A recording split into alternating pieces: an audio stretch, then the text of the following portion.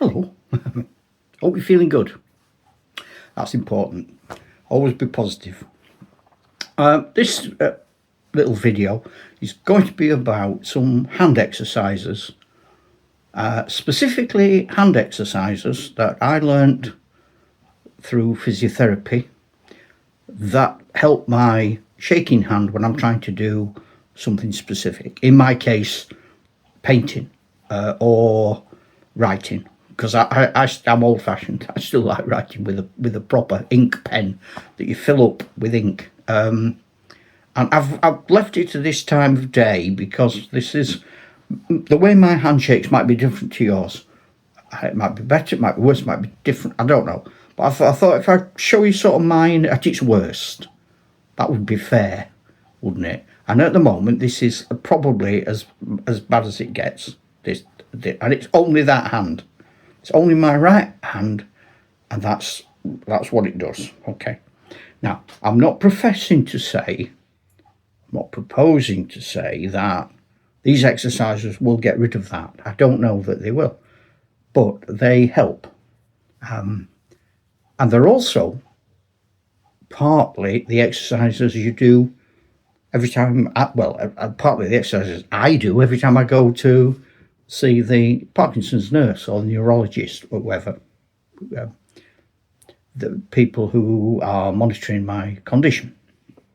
So, and I would say that my hand has gone from an internal feeling of trembling to that in about 3 years, I would say.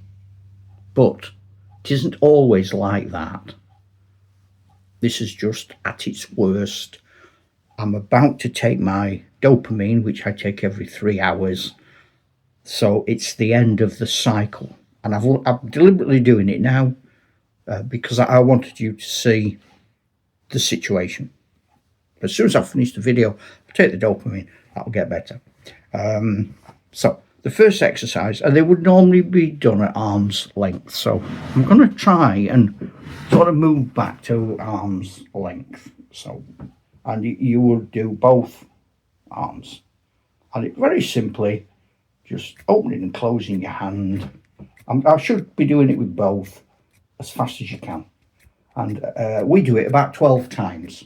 I've done it a few, but let's do 12. So 1, 2, 3, 4, 5, 6, 7, 8, 9, 10, 11, 12. Okay? I can feel that. I can feel that work in my arm. The next one, very similar. Both arms outstretched. And I just flip it over.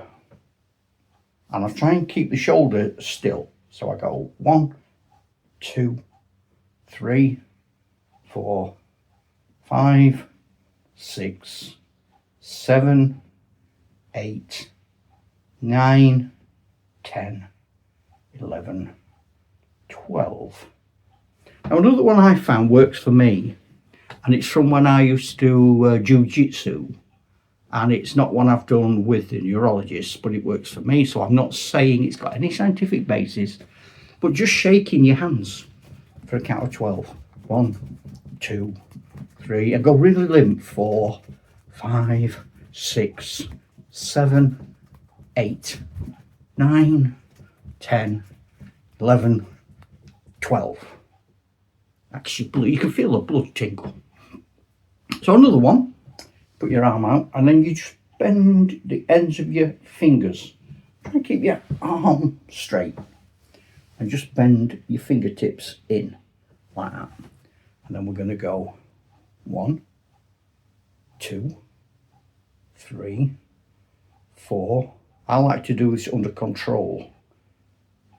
Sometimes they ask you to do it really fast, but in martial arts, we used to do everything in slow motion. The argument was if you could do it in perfect slow motion, then when you came to do it fast, it would be a perfect move. It's like muscle memory. If you were counting, probably more than 12. I don't think it can hurt. And then if you're familiar with the Parkinson's test, you will be familiar with the old snippers, the old pincers. And again, you do it with both and do it as fast as you can and as big as you can. So 1, 2, 3, 4, 5, 6, 7, 8, 9, 10, 11, And then we would, another one I like, which is a sort of an adaptation of something I've done. So I hold up one hand and I just try and go from nose to thumb, nose to finger. But I'm concentrating on what I'm doing. I'm going to do it fast. And I think it probably, poke myself in the mouth then, I think it probably helps hand-eye coordination in all manner of ways. And I think sometimes it just keeps your brain working, doesn't it? Try and do two things at once. It's like patting your head and rubbing your belly. It's one of them weird things. Oh, I went the wrong way then. And you can have a laugh at yourself if you can't do it. So, now there are some more than that. I've seen YouTube videos which have said best 3, top 7, whatever. But just as a start, that's what I do. And I suppose the test is, that's my hand now. It's the real. That's the other one. Look, I'm not kidding. And it feels better to me. It just genuinely feels better. It's not perfect. I'm not a doctor. I'm just a Parkinson's sufferer like you. And I found that works. And I pass it on in case it works for you. If it does, a comment. I've opened the community section of the page, so you can share experiences. And what I'd like to do is slowly over time, perhaps getting in two-way communications going between us, so we can share ideas and help each other along. That would be nice. I could be all happy about it. I don't want any gloomy gusses. It's more for the optimistic. The optimistic and permanently baffled. They're the people we want. There's lots of places to go if you want to look at folk being sad about having Parkinson's. It ain't here. There's a door there. Scuttle off. I do have a Facebook page built for this. It's called Galen's Got Parkinson's. So if you go on Facebook and you look for Galen's Got Parkinson's as a group page, you can join that, and we could have a bit of a two-way communication there. And also, I have a sort of sister channel, Galen Wood, which is my name, and it's about I'm a war gamer, so I like painting model soldiers and historical war games.